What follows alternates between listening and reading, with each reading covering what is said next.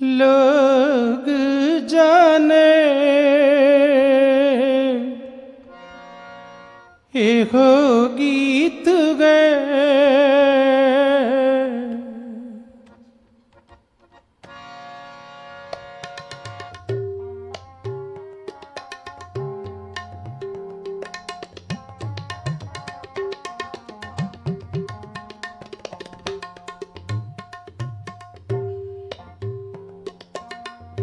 लोग जाने एहो गीत है, एहो गीत है, एहो गीत है, जपो एहो गीत है, एहो गीत है। बाबा कबीर जी कहते हैं ये रब्बी बोलां नूं लोग समझते ने ये गीत है, ये कोई काव्य रचना बोल रहे ने, पर कहते भोले लोग ये नहीं जानते। एहो तो ब्रह्म विचार, एहो तो ब्रह्म विचार, एहो तो ब्रह्म विचार, एहो तो ब्रह्म विचार,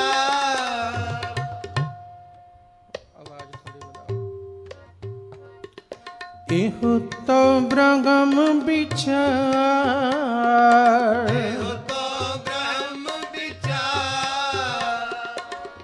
ये तो ब्रह्म विचार, गीत नहीं, ये कविता नहीं, ये शेर नहीं।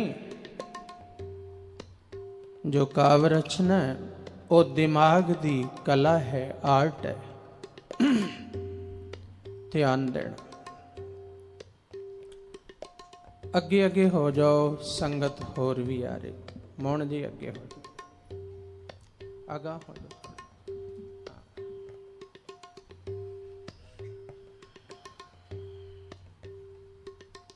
आगा आगा हो जाओ।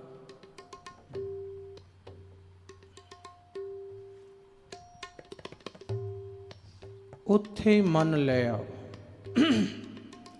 मन कि कविता दिमाग दी उपज है। एक आर्ट नाल, कला विद्या नाल, विद्वता नाल, एजुकेशन नाल, पिंगल आदि ग्रंथ जां व्याकरण आदि ग्रंथ पढ़ के वो ज्ञान हासिल कर लेना, छंदाबंदी दी नॉलेज ले लैनी कि अज तक धरती ते किन्ने छंद रचे गए ने, उहदियां मात्रा किन्नियां ने। हाँ, पिंगल ग्रंथ पढ़ने, व्याकरण पढ़ने, उन्हां चों एक ज्ञान लैके काव्य रचना। वड्डे वड्डे महाकवि होए ने भारत विच, वर्ल्ड विच होए ने, पर काव्य रचना दिमाग नाल संबंध रखती है। ते कोई कोई कवि होया जिन्हों चोट लगी है किसी गल दी, चोट लगी तो उन्हें ओही लफज जां कुछ लफज जां कुछ भाव दिल तो कहे ने। दिमागी है कविता, कविता दा तल दिमाग दा है। ते जां किसे नूं चोट लगी है ते दिल चों बोले। किसी किसी कवि,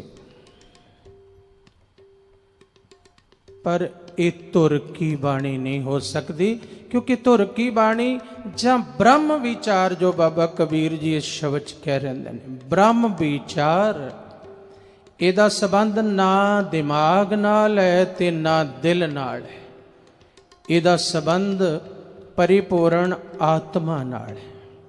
इहदा संबंध ना दिमाग नाल है ना दिल नाल है। इहदा संबंध आत्मा ते परा आत्मा दा जिथे मिलाप हुंदा है। जदों कोई साधक ध्यान विच बैठिया देह तो पार चलिया जांदा है, मन तो पार चलिया जांदा है, बुद्ध तो पार चलिया जांदा है, चित्त तो पार चलिया जांदा है, शुद्ध चेतन आत्मा दे विच लीन हुंदा है जदों। हाँ आ बेटा इत्थे जगह दिओ लाली जी नूं, इत्थे आ जाओ, अगे आ जाओ, गुरु के कीर्तनी है बई, इत्थे आ जाओ अगे। अज पहला उड़ीकदे से भी हाजरी सुनांगे, चलो हुण बाद विच आनंद साहिब तुसीं पढ़िओ, एक शब्द ते आनंद साहिब।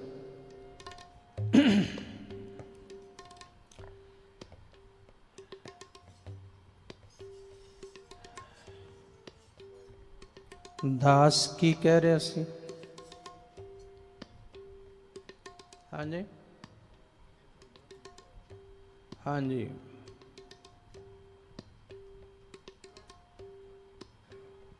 ये ब्रह्म विचार, ये धुर की बाणी, इहदा संबंध ना दिमाग नाल है ना दिल नाल। ये कोई चोट खाए हुए दिलां दी गल नहीं है।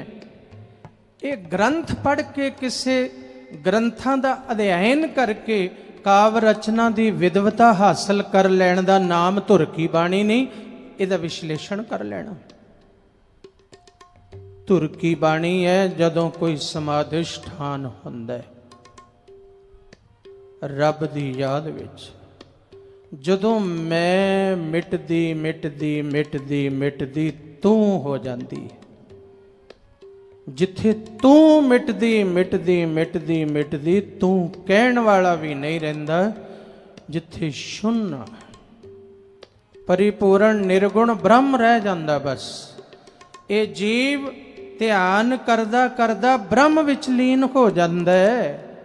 उस अवस्था चों कदे संकल्प उठदे ने, ओ धुर की बाणी। उस अवस्था विच उठे ने संकल्प, जिथे आत्मा दा परा आत्मा नाल मेल होया ध्यान विच। कदे मुहम्मद साहब दे अंदर इल्हाम होया, कदे होर पैगंबरां दे अंदर भी होया, कदे ईसा मसीह भी बोले, कदे बाबा कबीर जी बोले, कदे बाबा फरीद बोले। ये कवितावां नहीं, इन्हां नूं इल्हाम होया, उपरों होया। ये बूंद बूंद इकट्ठा कीता जल नहीं है ध्यान देना, ये उपरों झरना बया होया। उपरों ये छप्पड़ां दा इकट्ठ कीता, भांडा गागर भर के कह दिता भी ए बाणी है। नहीं, ये नहीं है। ये पवित्र आकाश चों गैब चों बाणी आई है, झरने फुटे ने, वो झरने है धुर की बाणी। ये बाणी झरना है, ये दरगाह चो झरना है। ये किसी विद्वता नाल संबंध नहीं है, ना दिमाग दा तल ना दिल दा तल।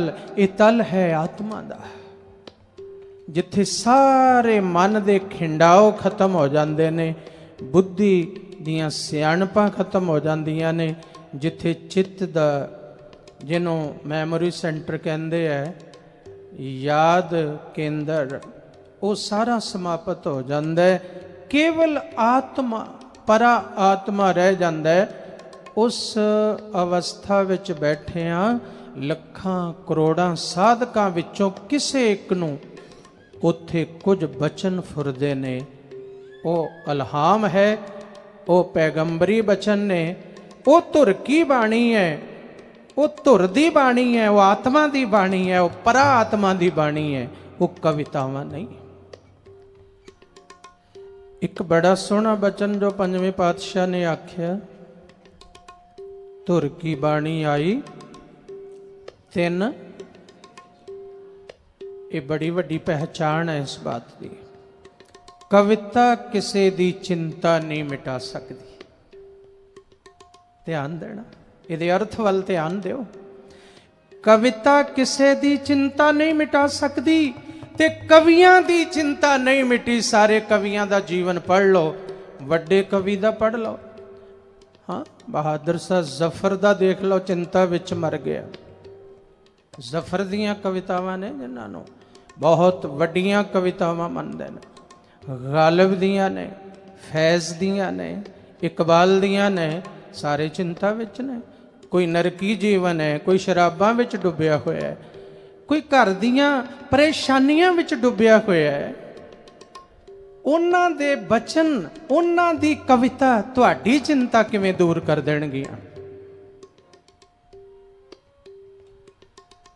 तुर की बाणी आई ते वड्डी पहचान, तिन सगली